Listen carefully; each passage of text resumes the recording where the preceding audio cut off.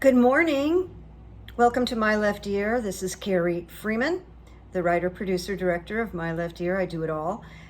Video 174. It's September 27th, Wednesday. And this is a left-leaning political YouTube channel. On top of it, I do psychic commentary because I get information from My Left Ear and the ancient runes. So welcome. When I'm not here doing Patreon or these videos, I'm an author and I'm been a clinical hypnotherapist for over 20 years, and I do psychic coaching. So if you want any information on meeting up with me privately, I also will do free consultations for a few minutes. You can ask questions and kind of get a feel for me. And my information is below. Okay, feel free to contact me. You will be welcome. I call myself a change agent because I help people change for the better. So my screen just blew up. You know that I constantly have this problem, which I haven't gotten fixed yet. And I fired the Geek Squad. All right, so here we go. What I do is I disseminate news information, and then I add the commentary. And this is for entertainment purposes only. And here we go. So I want to start something about the runes because I continue to find the runes fascinating. And fascinating because of how they pick up the energy. So I just want to tell you a quick little story. One thing I want to share about is the runes that I talked about on Monday.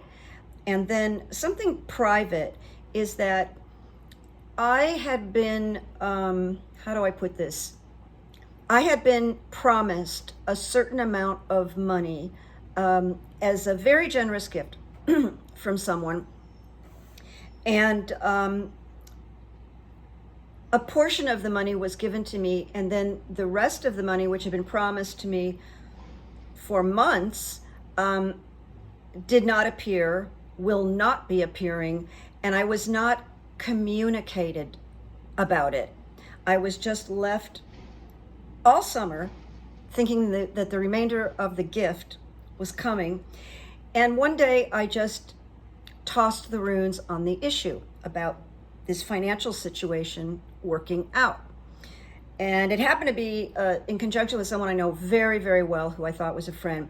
And the runes I received were darker than dark, awful, and was like basically, no, you will not receive the remain of the gift. So I never did. I won't. And here was an instance of the runes absolutely not telling me what I wanted to hear. So they won't if they're telling the truth. So I'm going back to this past Monday because already this week is a huge week news-wise. I just want to remind you how these runes really impress me. It's not me. I interpret, but we got the first rune, we got gateway, which is about don't do anything, just contemplate and wait. Okay. Then we got breakthrough. Then we got, the next one we got was Perth, and it was about something is hidden. Okay. Then we got breakthrough, and then we got movement. And so if we just look at yesterday, we got breakthrough. Something isn't hidden anymore because Trump is a fraud, and movement. So things are moving. It's really good. All right, so I'm going to start out with something everybody knows by now, is that Trump lost his New York businesses. All his licenses have been revoked. It happened really fast because the judge said, this does not need a jury trial. This is clear, and I'm calling it. So the judge, now we know it's going to be appealed because Trump appeals everything. But the judge ordered the Trump organization to be dissolved as because it has been a financial fraud. So that's the thing that's been hidden. Now we all kind of knew this, but now it's been exposed. The judge called him a fraud. So now Trump has been called a rapist, and now he's been called a fraud. And he's going to lose. This is a civil case, so he's not going to go to jail on this one. But he has to pay $250 million. Just let that sink in. $250 million for this civil lawsuit. And this situation has been referred to the Manhattan District Attorney and the IRS for criminal charges. And something I just found out is that famous gold penthouse that's so gross with the gold toilets and everything, he's losing it. Melania's losing it, wherever she is on the planet. So this is huge, okay? So I asked the runes this morning. I didn't do a lot of runes today, but I asked the runes this question. Is the Trish James fraud lawsuit the beginning of Trump's end? Now that would seem obvious, but you know, he's kind of the Energizer Bunny. So I want to share with you what I got. The first rune I pulled was the rune of the self. But I got it in the reversed position. And this is what this rune says. Perhaps you are at a time when you need to reconsider your situation. That's the understatement, right? It is difficult to find one's place in the world. If you are blocked, this rune urges you to begin by being clear with yourself, because the self is all about whatever's going on, refer to the self. But this is in reversed here. Begin by being clear with yourself. He's incapable of that. Do not turn to others, but look inside in silence for the enemy of your progress, and that's him. No matter what area of your life may be in disarray, consider. You will recognize the outer enemy as but a reflection of what you have not, until now, been able to recognize as coming from within. So basically this rune, it's just poetic, saying it started with you and it's ending with you. You're responsible for all of it. It's really great. So this is about breaking the momentum of past habits.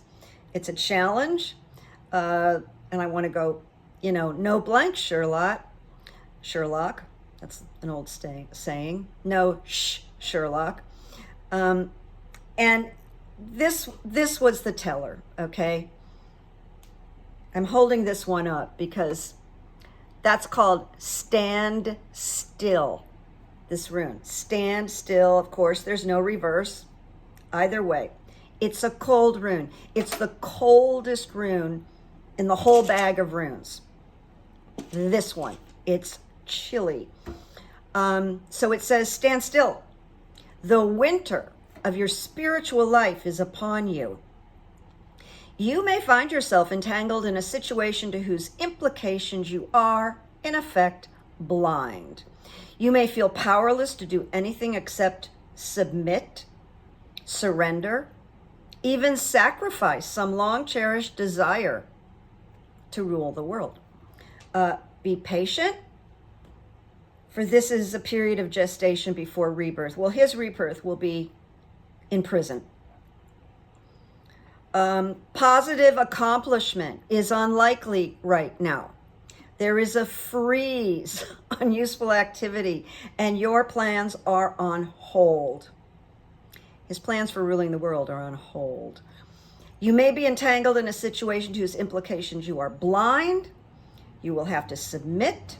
Be prepared to spend some time waiting, and do not depend on others for help.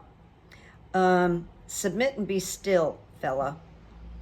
So this rune is an association with ice and winter, and how is interesting that we're going into winter now. Let me just find my spot here. It tells us to prepare. tells him to prepare, right? And as the ice melts, more is revealed. More is revealed. So what has been full must be empty. Now, he just lost all of his business in New York, so that's what I would call empty. Now we're going to move on. So basically, I asked, is this going to really have a big impact? And yes, it is. Even though he's not going to jail, it weakens him tremendously.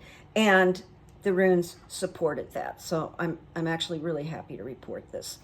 I haven't been on Twitter in about an hour, but I've been up since like 5 this morning, and there were no rants from him on Twitter. And someone asked me, and I said, well, maybe he's being sedated because this news about him losing all business prospects, every business license is taken. The one thing I don't know is I don't know about his jet. Is his jet going to be removed from him? But I'm going to look into it. Now I'm going to move on to something that's been in the news the last 24 hours is the appearance of Cassidy Hutchinson, who wrote this book called Enough, which within, 2 or 3 days is now the #1 New York Times bestseller. So I watched her on a number of interviews. I found out that she's 6 feet tall because when I saw her on The View, just sitting down, she was heads and tails above everybody. Everybody looked much smaller. And somebody, yes, she's 6 feet tall. She's a very statuesque woman with broad shoulders. I think she's 26 years old right now, but she's an old soul. This is what I want you to know. She's an old soul. And that is one of the reasons that she's so poised. So her interviews have been excellent. She has handled herself beautifully, perfectly. So she's very articulate. I believe she's the only person in her family to get a college education. She went into the White House as an intern, and then she ended up in this position where she was 10-second walk from the Oval Office. Now, as much as I liked her interview, I'm just going to share with you something personal that she did say. For a long while, she adored Donald Trump. Okay, that's just a little hard to hear, but she's truthful. And I'm going to share something else with you in a minute. She claimed that she was very friendly with Kevin McCarthy, and I don't mean that in a romantic way, but they were friendly. She said she's still very much a Republican from the old school of Republicans. That bothered me. But David Jolly, who was a Republican, now is an independent in Florida, and he's really great contributor of what's going on right now. And he predicts that she will have to leave the GOP like he did, because once you come out like in criticism, you can't go back. This will be very crushing for her, but she's not leaving yet. And I don't know if anybody asked her, like, are you gonna be a witness? Pretty sure she is. I mean, she just has in the middle of this crisis, she was a 10-second walk from the Oval Office. So this young woman is doing great. And I just want to say, when she was called to testify in the committee, at the committee, she had no money. She was broke. And her Wi-Fi had been turned off. She owed rent. And I just want to say, for her bravery and all the harassment she received, because she had to move out of state for a while because she was being threatened so much. She's now making some money, and I'm happy for her. And the book is getting great reviews. All right. So I'm happy that she has some money, she has some security, and she's getting really good reviews. So she doesn't adore Trump anymore. But the one other thing I wanted to share with you, I had worked with the mother of a woman who'd been a host on many entertainment shows. I just don't want to say her name. Even though she put this on her website, I don't want to say her name. But her mother was Greek, like from the old country with a heavy accent. And her mother was suffering with brain cancer. And they brought me in to be a comfort and do some hypnotherapy with her mom. And I really adored this little old lady from Greece. And there's a big house.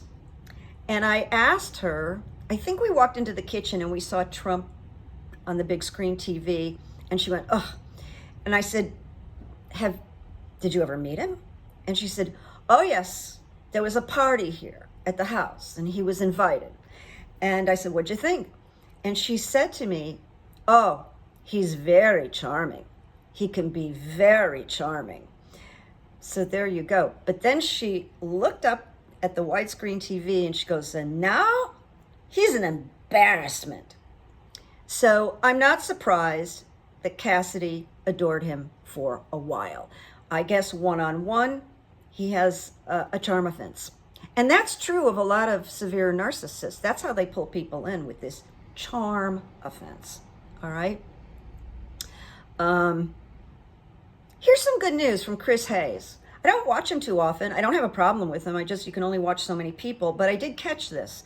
And he wanted to talk in a very positive manner, okay? That's why I'm sharing it with you. Two important special elections that he thinks are very significant, where the Democrats outperformed. Okay, so two different Democrats in two different districts won by wide margins, all right? And Chris Hayes sees this as a glimpse into a trend. And because it's real, it's evidentiary, and it's positive, I want to share it with you. It feels right to my left ear. It feels correct to my left ear. All right, so in Pennsylvania, District 21, it's already largely Democratic, all right? There was an open House seat, and a Democrat named Lindsay Powell, a black woman, won. As expected, pretty much expected, but here's the kicker. Her margin of victory was way bigger than expected, okay? She overperformed by 30%. That's really good. Then in New Hampshire, House District number 1 leans heavily towards Republicans, but they had a special election, like the one I just talked about, and Democrat named Hal Rafter won.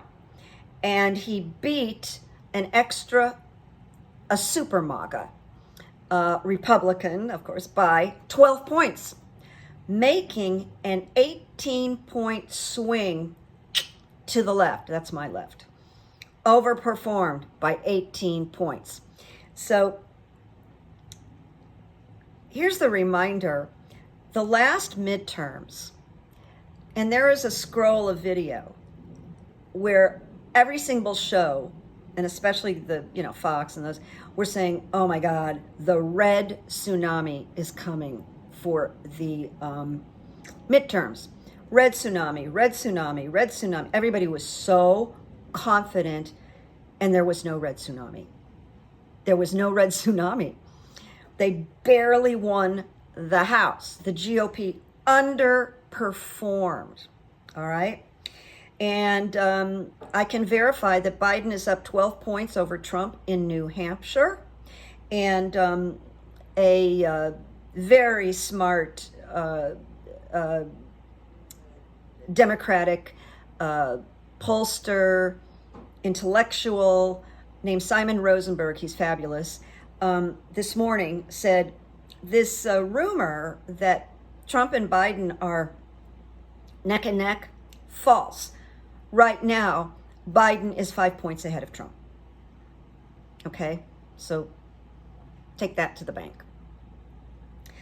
Now, I had a whole thing on Jim Jordan, and I'm going to save it, but I don't know if I talked about this, and I want to remind everybody. I really want to know, I personally, and I'm going to address it next week or next show, is Jim Jordan like going to be indicted? Is he like, you know, going to end up in jail because he's just out of control and he's taking orders directly from the shadow president Trump? Actually, they're all doing that. But I don't know if you know this. George Clooney, he has a big production company, and he's produced a lot of movies and stuff, and it's called Smokehouse Productions. Now, the funny thing about Smokehouse is there's a very famous restaurant in Burbank called Smokehouse. It's very famous, and it's sort of dark, and when you're in there, people kind of can't see you. Clooney's favorite restaurant when he's in town. And one day I went there, and I sat with a couple of friends in a red leather, you know, booth, and the waitress came up and said, "Oh, you're in George's booth." And I was like, "Oh, this is George Clooney." Yeah, you're in George Clooney's booth. All right. So at any rate, Smokehouse Productions, under the, you know, auspices of George Clooney, has made a new documentary. And we don't know the date it's going to come out, but it's going to come out in 24.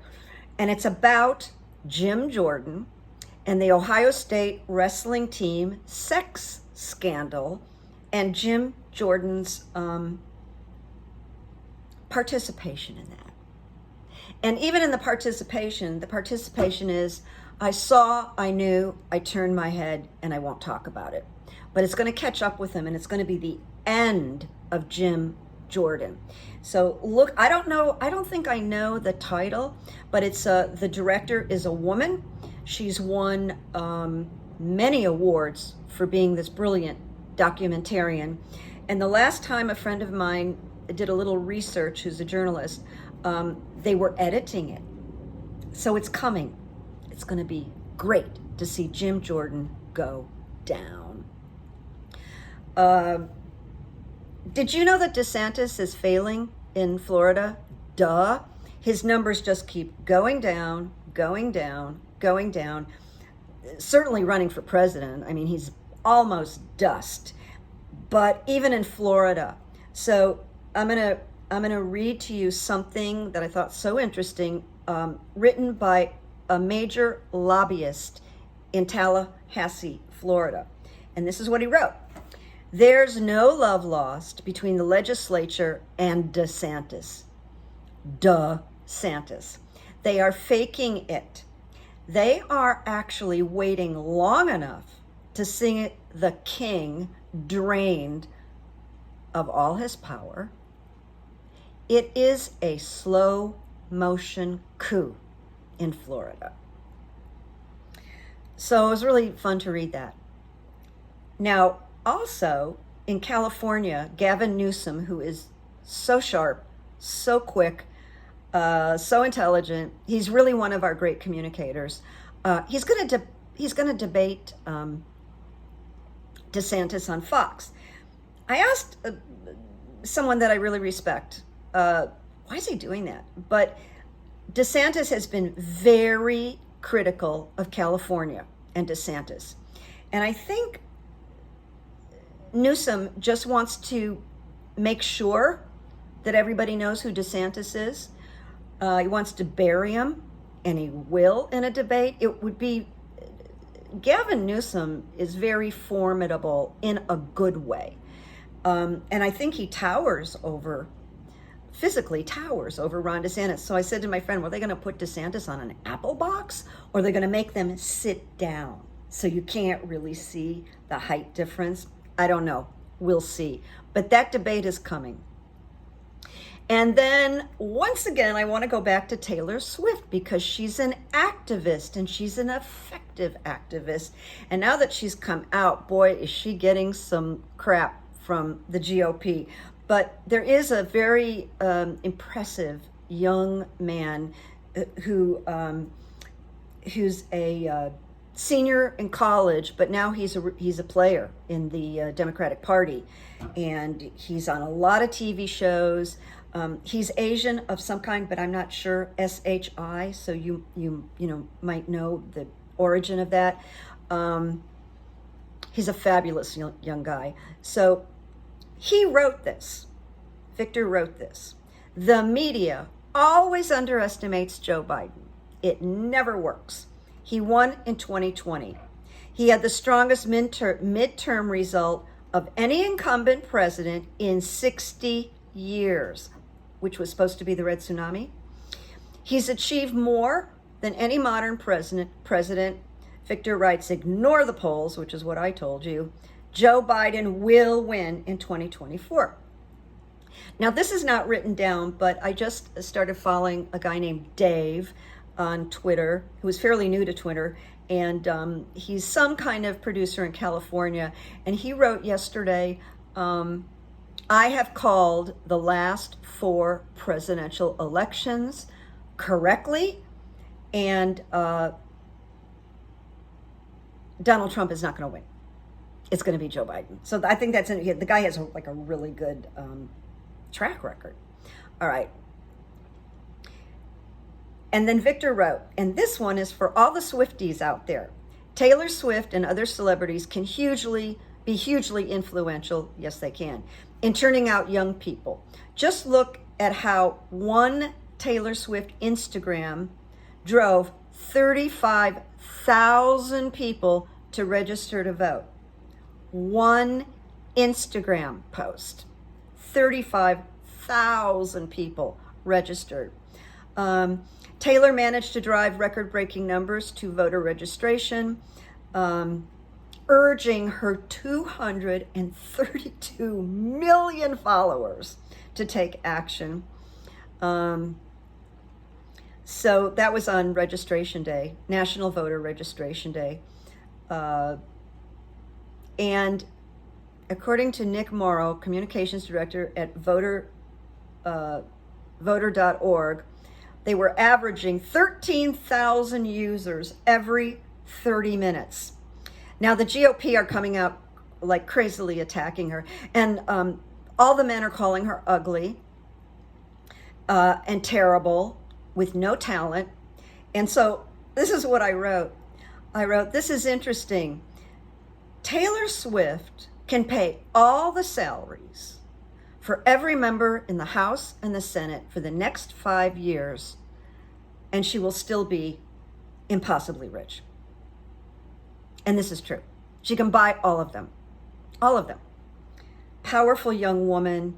I'm sorry people are calling her ugly, but they can't call her anything else. Yeah, when you're not talented and you have 252 million followers, boy, that's a lot of people that like bad music. I really like her music, okay? I think she's so talented. And then, you may have heard this, it's really horrible. I don't know if it was yesterday, it was the day before yesterday, I can't remember, but then the last 2 days, okay. Trump wrote one of his crazy, all caps, wild, dementia-ridden rage messages, and he suggested that General Milley, who's now retired and there's a replacement, that in the old days would be executed for treason. So that's the call to his people, to destroy General Milley. There is reason to believe that General Milley is going to be a powerful witness, probably in D.C.,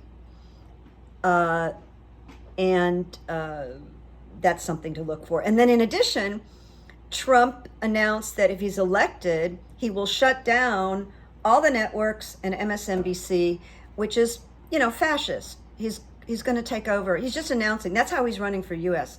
as a fascist, even though he doesn't say the word.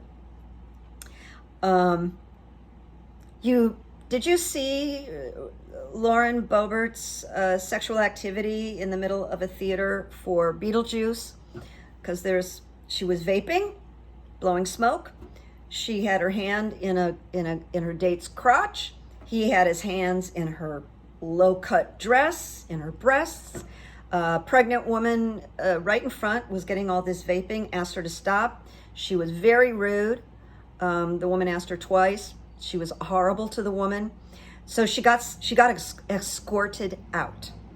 And she gave everybody the finger. So I said all these things. So there are consequences she went on a what are those tours, a rehab tour to kind of improve her image, but she just got removed from the Texas Youth Summit. She was scheduled to speak and they rescinded it. They won't have her talking to young people. That's good. That's a sign. And, you know, in 2020, she lost, she beat Adam Frisch, Democrat, by like between 500 and 600 votes. That's how slight it was. He's running again. And he's going to win. He's going to win. She's not coming back. My left ear. I didn't even need to run, you know, the runes on it.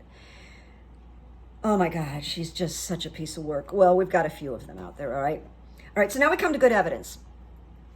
I was so touched by this story, so it's not personal. It's about something else. It's really beautiful. You may know an actor, I hope I say his last name properly, Zach Galifianakis. Zach Galifianakis, I think. But he was, famously, he was in this really funny movie called Hangover with Bradley Cooper. And he previously was a stand-up comedian, okay? So I'm just going to call him Zach because I have a hard time with that last name, which I think is Greek. Actor Zach paid an old homeless woman's rent for decades and spent time with her as she lost her family. When Zach met Marie, Mimi Haste, that's her name, Mimi is her nickname, she was volunteering in a laundromat, surviving on tips left by customers. She was allowed to sleep there between the washers and the dryers so customers couldn't see her. Maintenance let her in because they felt bad for her. She became homeless after her divorce. Her husband had been cheating on her. She had kids. And she lost her house and ended up on the streets. So at this time, Zach was an unknown comedian. I think this took place in New York, but I can't promise. So I'm just going to go back here. She was almost Zach was an unknown comedian at the time. He just met her, I think, in the laundromat. He found a comfortable apartment for her and paid her rent for years and years and years. And then he became a Hollywood star after filming Hangover, which I have to tell you, is one of the funniest movies I've ever seen. And it was the first one of the trilogy. However, his fame didn't affect his ego or his heart. He remained down to earth. He maintained a strong bond with Haste and even walked a red carpet with her as his date. And Mimi said, if he's in town, he takes me. I dress up and a friend helps me with my makeup. It's fun. Not something I ever dreamed about or experienced.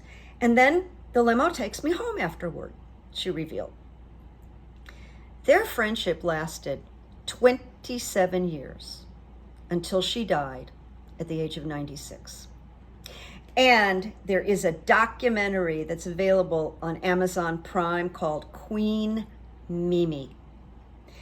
So Zach Galifianakis, I'll practice. He was her good evidence for 27 years, and she was his good evidence for 27 years. This is a beautiful story. This is really good evidence. I'm going to put it in my book. And by the way, I'm almost ready to get the book proofread. So it's exciting. All right, my friends, that's it for today. There's always much, much more. But that's it for today. I tried to hit the high points. Have a good week. I mean, it's Wednesday, so what other news is going to come Thursday and Friday? I think there's going to be some more. So enjoy it and keep the faith and make peace, make good memories, and kindness on the street. Bye-bye.